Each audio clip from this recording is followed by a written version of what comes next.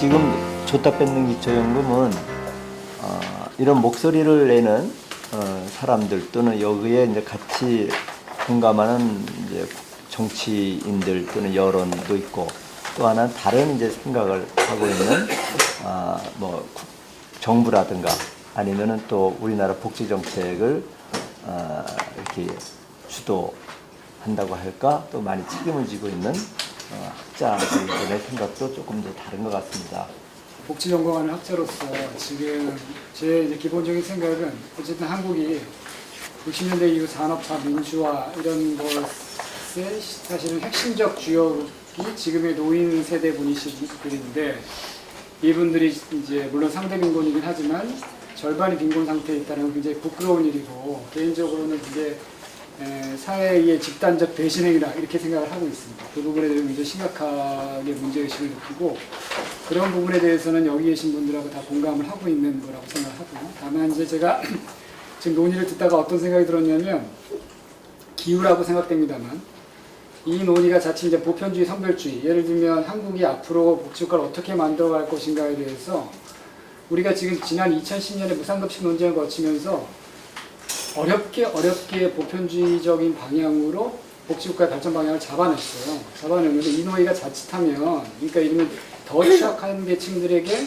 더 집중해야 된다, 이거 맞는데 그것이 윗돌에서 아래로 내려보내는 이런 방식이어선 곤란하겠다. 그래서 그런 부분으로 가지 않았으면 좋겠다는 우려가 있고, 그 다음에 오보론 선생님이 발제하신 얘기를 들으니까 사실은 저는 좀 다를 거라고 생각한 부분이 없지 않아 있었는데, 기본적으로 생각이 다르지 않다 이런 생각을 많이 하게 됐어요. 그래서 다만 이제 그걸 단기적이나 중장기적 대안으로 어떻게 할 거냐의 문제하고, 어떤 방식으로 지금 아까 말씀하신 보충성의 원칙들을 우회해 나갈 거냐, 이런 부분에 대한 차이가 있는데, 어쨌든 간에 이렇게 기초연금, 경로연금에서 기초노령연금, 그리고 기초연금으로 가는 것들의 제도의 성격들을 어떤 계승으로 볼 거냐, 단절로 볼 거냐, 뭐 이런 거에 대한 시각 차이는 좀 있는 것 같습니다. 있는 것 같은데, 어쨌든 간에 저는 기본적으로는 공공부조적 성격에서 이제 사회상적 성격으로 갔기 때문에 계승보다는 단절이 훨씬 더 크고 새로운 제도의 의미가 더 크다, 이렇게 이제 보고 있는 입장이고, 이제 그런 한 보충성의 원칙을 적용할 수밖에 없는 게 제도의 원칙이다라고 말씀드리고 싶고, 다만 그것의 문제는 지금 발제자 오근호 선생님도 그렇게 여러 선생님이 얘기하신 것처럼 핵심 문제는 보충성의 원칙을 적용하기 때문이 문제가 아니라, 현재 한국에서 제공되고 있는 기초생활급여나 아니면 기초연금이나 사회수당이 소위 말하는 국민기초생활보장제도가 그 법이 얘기하는 인간적이고 문화적인 생활을 할 수 있는 정도로 적절한 생계 보장을 하고 있지 않는 것이 가장 근본적인 문제다.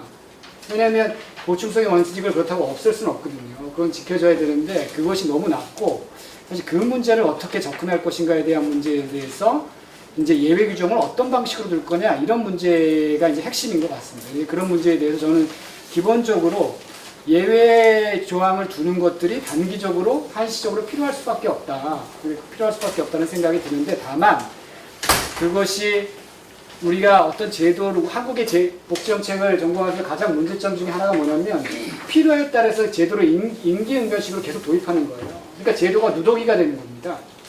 근데 이거를 정말 모든 사람들이 누더기의 그 구멍에 빠져나가지 않게 이게 좀 철저하게 안전한 어떤 복지 체제를 만들려면 누더기가 아니라 조각보가 돼야 되거든요. 그러니까 틈틈이 엮여져야 되는데, 그렇게 생각하면 예외 조항을 두는 것이 한시적으로는 타당하지만 중장기적으로는 적절하지 않을 수도 있기 때문에 반드시 단기적 대안과 중장기적 대안이 함께 논의돼야 된다, 이렇게 말씀을 드리고 싶고, 그래서 이제 제가 생각하는 대안은 뭐냐면, 말씀드리고 싶은 거는, 근데 한 가지 짚고 싶은 문제는 여기 그림, 이제 제 3쪽에 그림을 하나 그렸는데, 이게 약간 지금 오건호 선생님이 그리신 것처럼 이렇게 간단하게 이제 기초연금으로 올라가는 그런 그림으로는 나타나지 않고요. 비수분 빈곤층이 있기 때문에 현재 이제 인정하지 않았을 때의 그림이 왼쪽 그림이고, 인정했을 때에 포함시키지 않았을 경우가 오른쪽 그림입니다. 이게 약간 차이가 있긴 한데, 어쨌든 간에 그건 약간 복잡한 얘기건 빼고, 제가 말씀드리는 거는 대략 기초연금 도입 이후에 소득 계층에 따라서 역진작 현상이 나타나는 건 굉장히 중요한 문제이고 심각한 문제다. 이건 뭐 예산처에서 발표한 자료에 의하면 나와 있는 내용인데, 그래서 문제가 보충성의 원칙을 적용하는 거 문제가 아니라 기초연금을 도입하면서 최하층이나 아니면 수급 빈곤층이나 또는 비수급 빈곤층의 생활 수준이나 삶의 상태를 고려하지 못하고 기초연금을 도입한 정책 실패의 문제이지 그 제도 자체 원리에 대한 문제는 아니다. 그렇기 때문에 보충성의 원칙을 공격하는 방식으로 그걸 무력화하는 방식으로 만들게 되면 전체 사회보장제도의 정합성들이 떨어지게 됩니다. 근데 그 부분은 반드시 좀 짚고 넘어가야 될 필요가 있다는 말씀을 드리고, 그래서 좀 단기적 대안하고 먼저 제도적 대안하고 제도적 접근하고 정치적으로 두 가지 문제를 나누고, 제도적 접근에는 단기적 대안하고 중장기적 대안을 좀 구분해서 했으면 좋겠다는 생각인데, 단기적 대안의 핵심은 가구의 특성별이거나 근로동계와 관련될 때 우리나라나 일반적으로 다른 나라에서도 공공구조의 소득으로 인정하는 예외 조항들이 있습니다. 근데 지금 이제 노인 세대 같은 경우 문제는 그 두 부분에 해당하지 않는 게 문제인 거죠. 그러니까 복지부의 입장이나 공공구조의 입장에서 보면 그걸 적용하기 굉장히 어려운 측면들이 있는 겁니다. 그런데 이제 일부 조사에 의하면 과연 정말 특성별, 아까 오건호 선생님 말씀하신 것처럼 노인 가구에 추가 지출이 없느냐. 근데 지금 국회예산처에서 조사한 자료에 따르면 노인 가구가 기초연금을 받았을 때 기초연금의 대략 4분의 1 정도가 보건의료로 추가 지출로 쓰이고 있다고 얘기를 합니다. 근데 전체 지출을 고려하면 젊은 세대보다 가구 지출은 높지 않거든요. 그럼 우리나라뿐만 아니라 모든 나라에서 대부분 그렇게 나오고 있습니다. 그렇기 때문에 가구 지출의 특성을 가지고 그걸 아무리 다시 조사하고 그래도 그렇게 결과가 나오지는 않을 것 같고, 근데 보건의료에 대한 추가 지출은 일반적으로 현물로 제공하는 방식으로 처리를 합니다. 그게 이제 보건의료죠. 그러니까 그건 우리나라뿐만 아니라 일반적으로 노인 세대의 소득 보장과 사회 서비스를 어떻게 하느냐에 있어서 복지국가 발전 과정에서 현금은 연금으로 하지만 나머지 의료에 대한 문제는 건강보험이나 서비스를 처리하는 것들이 일반적 원칙입니다. 그러니까 우리도 그렇게 가고 있는데 그런 질문이 있을 수 있는 거죠. 건강의료 서비스가 적절하게 제공되고 있냐, 여기에 대한 질문이 또 하나 있는 거죠. 근데 그걸 또 예를 들면 보충성의 원칙에 대한 문제로 가져갈 수가 없거든요. 그러니까 각각의 제도가 해야 될 역할이 있기 때문에 이제 그런 문제가 있다는 부분이고, 그래서 어떻게 할 거냐라는 부분인데, 저는 지출 부분을 고려하기는 어렵다. 그럼 대안은, 제가 생각하는 대안은 뭐냐면, 퇴직이라는 것들이 사실은 자본주의가 이렇게 산업화되고 막 공장들이 만들어지고 본격적으로 발전하기 이전까지는 모든 노인들은 퇴직 연령이 없었어요. 그러니까 일을 할 수 있을 때까지 끝까지 일했던 거죠.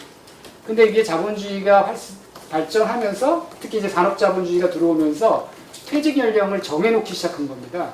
왜냐하면 자본주의의 핵심은 속도거든요. 작업의 속도인데 나이가 들면 젊은 세대보다 속도가 떨어지니까 기존처럼 퇴직 연령 없이 노인을 계속 고용하게 되면 예를 들면 기업주나 사업주 입장에서 손해인 거예요. 그러니까 퇴직 연령을 두고 퇴직을 시켜놓고, 법적으로 퇴직을 시켜놓고 그 사람들에게서 그분들에게는 연금을 주는 게 오히려 기업주 입장에서는 효율적이었던 거죠. 이제 그래서 이제 퇴직 연령이 도입되고 우리가 이제 65세 이상은 대충 일을 하지 않는다, 또는 일을 하지 않아도 된다, 또는 일을 할 수 없다, 이렇게 이제 사회적 합의가 이루어진 거죠.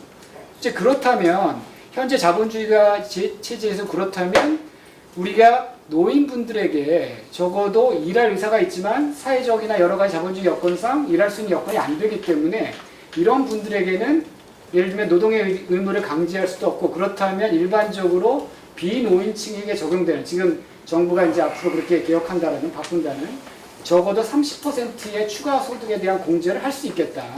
그러니까 추가 지출에 대한 문제가 아니라 인구학적 특성으로, 그 다음에 어떤 자본주의가 가졌던 연금의 발전 과정이나 제도의 특성으로 고려하면, 그런 방식으로 고려를 하면 기존의 여러 가지 논란들을 다 비껴가고 노인분들에게 적어도 추가 소득에 대한 30% 정도는 우리가 합당하게 소득공제에, 소득 인정에 포함시키지 않는 방식이 적용할 수 있겠다, 이런 부분이 하나 있고, 또 하나는 SSI라고 해가지고 보충급여 방식인데, 이거는 여러 나라에 쓰고 있는 방식이야. 아까 발제도 얘기했지만, 근데 지난번에 2017년 11월에 헌법소원에 냈을 때는 그 헌법소원에는 보충성의 원칙이 적용되는 건 사회 부족 안에 적용돼야 된다, 이렇게 내신 걸로 알고 있는데, 그거는 적절한 건 아니고요. 일단 보충성의 원칙이 적용되지 않는 공공부조를 또 별도로 만들 수가 있습니다. 노인에 대해서. 그게 이제 여러 국가에서 그렇게 하고 있기 때문에 만약 그게 어렵다면 예를 들면 보충급여를 만드는데 저는 서울 중구에서 시행하는 노인 공로수당이라고 혹시 들어보셨을 거예요. 이 공로수당이 소득 하위 70%를 노인분들에게 다 지급되는데 현금으로 지급하지 않고 예를 들면 지역화폐 형식으로 지급됩니다. 근데 지역화폐 형식으로 10만 원을 지급하는데 어떤 현상이 나타났냐면 그 중구 지역의 정육점과 식료품점의 매상이 굉장히 높아졌다고 합니다. 그러니까 노인분들이 그걸 받아서 고기를 사 드시거나 식료품을 사시거나 이런 걸 하거든요. 근데 그 중구에서는 기초생활 수급 대상자 분들에게 다 지급하고 있습니다.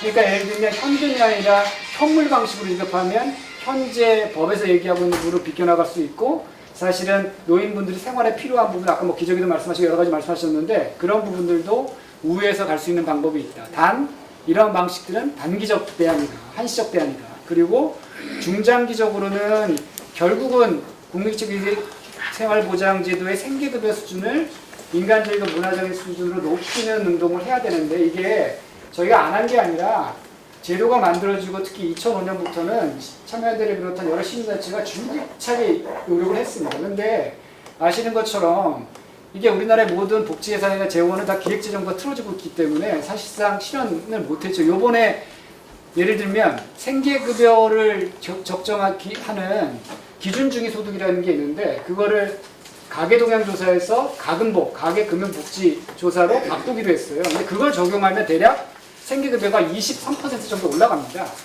그러니까 지금 기초생활 수급하시는 분들의 대략 생계급여가 12만 원 정도 올라가거든요.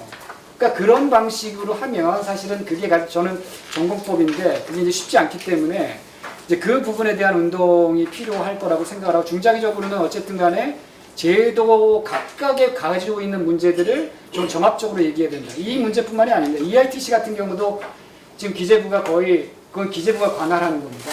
그래서 2조가 넘게 증액했거든요. 근데 복지부가 관할하는 건 그렇게 증액이 안 되는데 기재부가 그렇게 결정하고 2조를 넘게 EITC라고 증액을 했는데 EITC 같은 경우는 국민기초생활보장제상자는 배제합니다.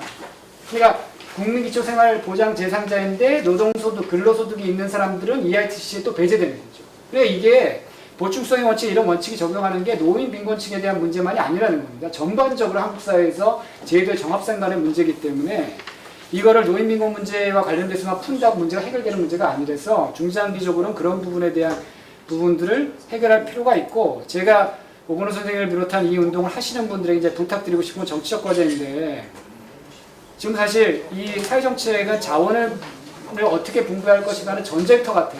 미국 간에 예를 들면 굉장히 중요한 부분인데 몇 가지 고려할 사항이 있다는 겁니다. 선생님들이 주장하시는 그 부분이 장기적으로 한국이 보편적 복지국가라는 큰 목적으로 가는데 잠정적 단계로 복무할 것인지 그렇지 않을 것인지 여기에 대한 판단을 좀 하실 필요가 있겠다. 그래서 그것을 단기적 과제로 할 건지 장기적 과제로 할 건지 이래야 이제 그 힘이 운동이 이제 의미가 있는 거거든요. 이제 그런 부분에 대한 부분을 생각해 보실 수 있을 것 같고 또 하나는 뭐냐면 제가 아쉬운 부분은 뭐냐면 내부 동원의 문제입니다. 그러니까 예를 들면 저는 지금 주로 이제 참여연대에서 활동을 하고 있고 이제 오건호 선생님과 다른 분들은 다른 이제 부분을 활동하고 있는데 제가 알고 있는 한 이 문제에 대해서 한국 사회 복지운동의 중요한 단체들이나 운동단체들이 정말 치열하게 내부적으로 합의하려고 논쟁해 본 적이 없습니다. 그러니까 이런 토론 자리나 오면 그냥 만나가지고 얘기하고 서로 주장하는 정도였지 정말 이 문제를 어떻게 풀 것인가의 연대를 공고하기 위해서 논쟁하고 합의하고 서로가 뭐 양보하고 이런 경험들이 별로 없거든요. 그러니까 이걸 성공시키려면 보시면 알겠지만 여기에 참여연대도 참여하지 않고 이게 굉장히 좋은 제도라고 좋은 운동이라고 생각하는데 노총이나 조직노동도 참여하지 않습니다. 그러니까 이런 문제들이 왜 발생하고 있는지에 대해서 그래서 저는 제안 드리는 거는 이 문제를 성공적으로 이끌기 위해서는 진보 진영내나 복지 확대 진영내에 이견이 있는 건 너무나 당연한 거잖아요. 근데 중요한 건 이견이 있다는 게 아니라 그 이견을 어떻게 합의해 나갈 것인가 중요하고 우리가 그 이견을 합의하기 위해서 어떻게 운동할 것인가 중요한데 저도 그렇고 이 운동을 하시는 분들도 그렇고 그 부분에 대한 진지한 성찰은 없었다. 이런 부분 지적드리고 싶고 그래서 그 부분에 대해서 향후에 정말 치열한 논쟁을 할 것을 제안드리고 그렇게 해서 아마 저는 아까 제가 말씀드린 정도의 합의는 가능할 거다. 그렇다면 지금보다 훨씬 더 힘받게 운동할 수 있을 것 같고 또 하나는 뭐냐면 이게 절대로 저소득층을 위한 운동으로 매몰돼서는 안 됩니다. 그러니까 저소득층이나 취약계층을 운동으로 매몰되는 순간 전체 운동 지역에서 고립될 우려가 있기 때문에 이게 항상 뭐 노인 문제라면 국민연금 문제나 아니면 중산층 노인 문제나 이런 부분이랑 함께 가야 되는 거고, 운동의 방식이 제가 말씀드린 것처럼 우리 내부에 운동하는 사람들 아니면은 복지 진영 내부에 사람들을 어떻게 합의할 것인가, 이 힘을 동원할 것인가 모아낼 것인가의 부분보다는 지금까지는 주로 제도 정치권이나 국회의원을 설득하거나 이런 방식의 운동들을 주로 했던 것 같아요. 그거 바람직하지 않다고 생각합니다. 그래서 먼저 해야 될 게 있고 그 힘으로 해야 될 게 있는데, 저는 그런 부분에서 정치적 문제에서 운동의 노선과 방향을 좀 우리가 내부적으로 성찰할 필요가 있겠다라는 생각이 들어요. 정리해서 말씀드리면 대안이 필요하고 그 대안이 필요하고 현실적으로 빈곤 문제가 굉장히 심각하기 때문에 한시적으로 임시적으로 노인이라는 인과적 특성을 반영해서 일부 예외 조항을 인정할 수는 있지만 중장기적으로는 생계급여를 높이고, 예를 들면 보편적 수당의 수준을 높이는 방식으로, 예를 들면 제도의 정합성을 높이는 방식으로 개혁할 필요가 있겠다. 그리고 그 운동은 복지 진영 내부의 합의를 높이는 방식으로 진행되는 게 맞다, 이렇게 말씀드립니다.